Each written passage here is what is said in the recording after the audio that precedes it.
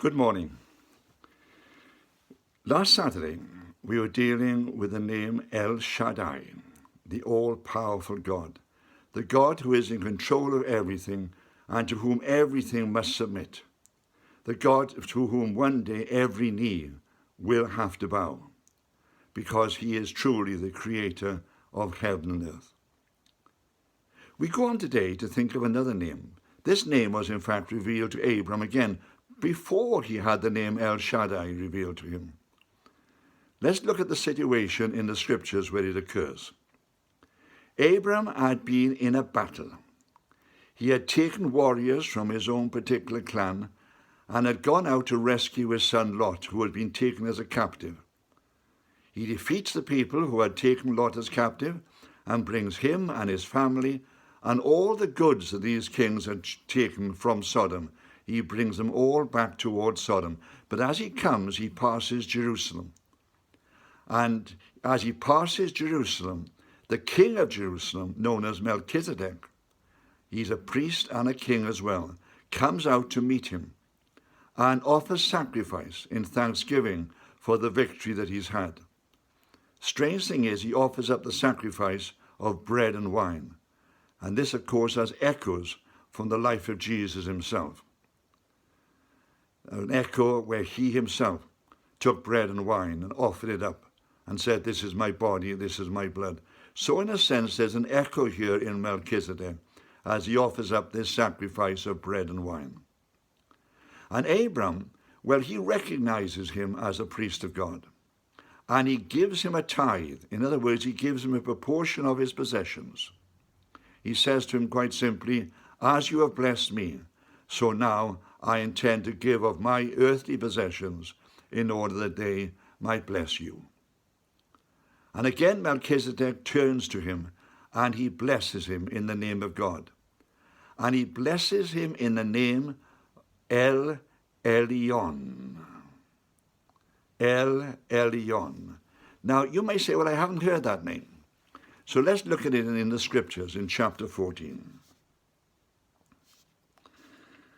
He, that is Melchizedek, blessed him and said, "Blessed be Abram of the Most High God, possessor of heaven and earth. And blessed be the Most High God, which has delivered thine enemies into thine hands." That's it. Blessed be Abram of the Most High God. Elyon, the Most High God. The Most High God contains all of the universe in his hands. The Most High God contains everything under his control. There is nothing outside of his control, nothing that he cannot use for the good of his children. Later, Abram, having had this revelation that the God he was worshipping was in fact the God who contained everything under his control, moves on towards Sodom and brings back the captives to Sodom, to the king of Sodom. And the king of Sodom says, "I will give you a fantastic reward for what you've done." And Abram says, "You're offering me trinkets, because the God I worship is the God who has the whole universe under his control. Why should I accept trinkets from you when the God who is honoring me is willing to give me everything I might ever need throughout the whole of my life?" Now, you might know God as Yeshua. You might know God as Abba, Father. You might know God as Emmanuel, God with you. You might know God as El Shaddai, the God who controls everything. But we must also recognize him as Elyon, the God for whom nothing is impossible, who can give you everything that you could possibly need. You see, he's known you. He's known you from the moment that he thought of creating the universe. And he knows everything that you might need. Now, you and I, well, we look at our lives. We look at the future. We sometimes worry about the future. What's going to happen tomorrow, next year, next month? What's going to happen in 10 years' time? How am I going to be able to cope as old age approaches? What are going to be my needs? And we sometimes sit down and worry about these things, and we can't come to terms with the future that lies ahead of us. I know I do it myself. Once a month, on the first of the month usually, I go through my accounts, and I look at what was spent. I look at the income that's coming in.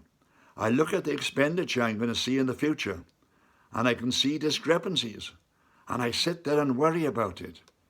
And as I sit there and worry about it, suddenly I realize that the God that I worship is Elyon. He already knows exactly what's going to happen in my life. He knows exactly what my needs are going to be. He has already provided for those needs. That's the point. He has already provided for them. And as I look into my future, and as you look into your future, ask God to reveal to you that name, Elyon. He is the one who has everything and wants to bless you with all that is going to come up in your life and take it into your provision. Amen.